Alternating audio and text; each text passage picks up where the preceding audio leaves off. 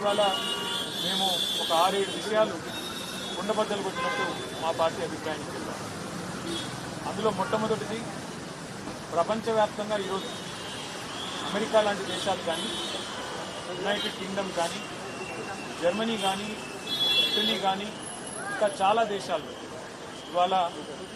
Electronic voting మెషిన్లు కొంతకాలం ప్రయోగాలు చేసినా దాని నుంచి వచ్చిన కొన్ని ఫలితాల విషయంలో వచ్చిన అనుమానాలు, ప్రజల్లో ఉన్న విశ్వాసలేమి, నమ్మకం లేని తనం వల్ల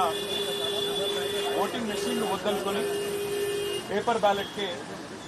ఈ దేశాలన్నీ కూడా మళ్ళీ తిరిగి వెనక్కి వెళ్ళిపోయింది. మేము ఎన్నికల కమిషన్ని కోరింది ఏమంటే, మనం కూడా భారతదేశంలో ప్రపంచంలోనే అతిపెద్ద ప్రజాస్వామ్య దేశం భారతదేశం, 140 కోట్ల జనాభా కలిగిన దేశం, మరి దాదాపు 100 కోట్ల ఓటర్లు కలిగిన దేశం. మరి ఇట్లాంటి దేశంలో ఏదో ఈ మెషిన్ల వల్ల ఏదో నష్టం జరుగుతున్నది, నేను వేసిన ఓటు నేను అనుకున్న వారికి పోవడం లేదు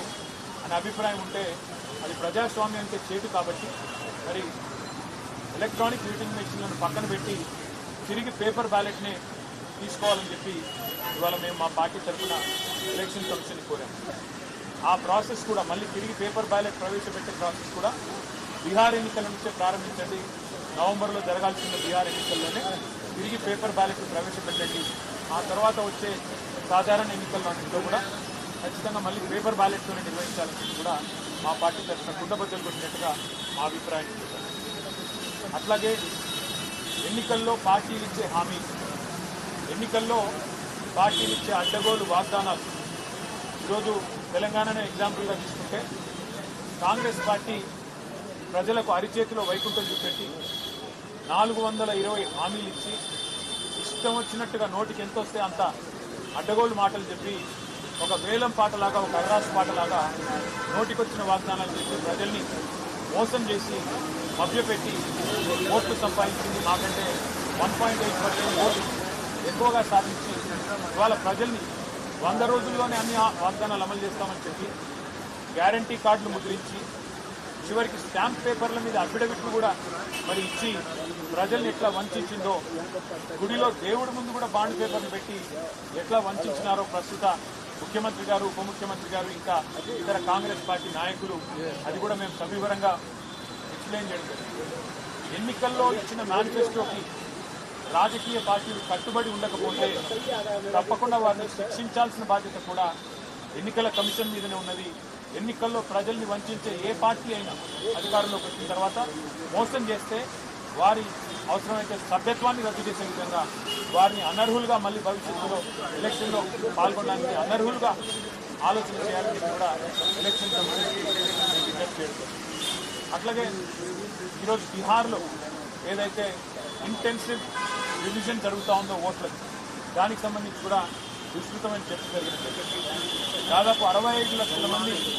ఓట్లు పోయినాయి బీహార్లో అని చెప్తా ఉన్నారు. ఎందుచేత ఇది జరుగుతూ ఉన్నదని చెప్పి కూడా ఎన్నికల సంఘాన్ని అడగడం జరిగింది. వారు చెప్పింది ఏమంటే, చనిపోయిన వాళ్ళ ఓట్లు తీసేశాము, అట్లాగే ఎవరైనా మైగ్రేట్ అయితే తీసేశాము, అట్లాగే ఎవరైనా రెస్పాండ్ అవ్వకపోతే తీసేసినాము, అట్లాగే ఎవరైనా టేస్ట్ చేయలేకపోతే వారి తీసేసినాము తప్ప ఎక్కడ ఏమి ఇబ్బంది లేదని చెప్పారు. మేము ఎన్నికల కమిషన్కి ఈరోజు మా పార్టీ తరఫున చెప్పింది ఏమంటే, రివిజన్ అనేది చేయాల్సిందే, తప్పేమీ లేదు, కానీ విశ్వాసం అనేది అందరినీ విశ్వాసంలోకి తీసుకొని చేసినట్టయితే బాగుంటుంది. ముఖ్యంగా క్షేత్రస్థాయిలో, బూత్ లెవెల్లో, అట్లాగే నియోజకవర్గ లెవెల్లో, తాలూకా లెవెల్లో, మండల్ లెవెల్లో, మరి అన్ని రాష్ట్ర స్థాయి దాకా, అంటే రాష్ట్ర స్థాయిలో ఉండే చీఫ్ ఎలక్షన్ ఆఫీసర్ ఎవరైతే ఉంటారో వారు, జిల్లా స్థాయిలో కలెక్టర్ గారు, తాలూకా స్థాయిలో ఆర్డీఓ గారు, మండల స్థాయిలో ఎండీఓ గారు, మరి గ్రామ స్థాయిలో ఒక బీఆర్ఓ గారు, ఆ రకంగా ప్రతి స్థాయిలో అఖిల పక్షాన్ని ఇన్వాల్వ్ చేసి, అన్ని పార్టీలు ఇన్వాల్వ్ చేసి మీరు కనుక ట్రాన్స్పరెంట్ ఎవరెవరు ఓట్లు తీసుకున్నారు, ఉదాహరణకి ఒక ఊరిలో ఒక 100 ఓట్లు పోతున్నాయి అనుకో, ఏ 100 ఓట్లు పోతున్నాయి, ఏ కారణంతో పోతున్నాయి, ఎంతమంది చనిపోవడం వల్ల తీసేసినారు,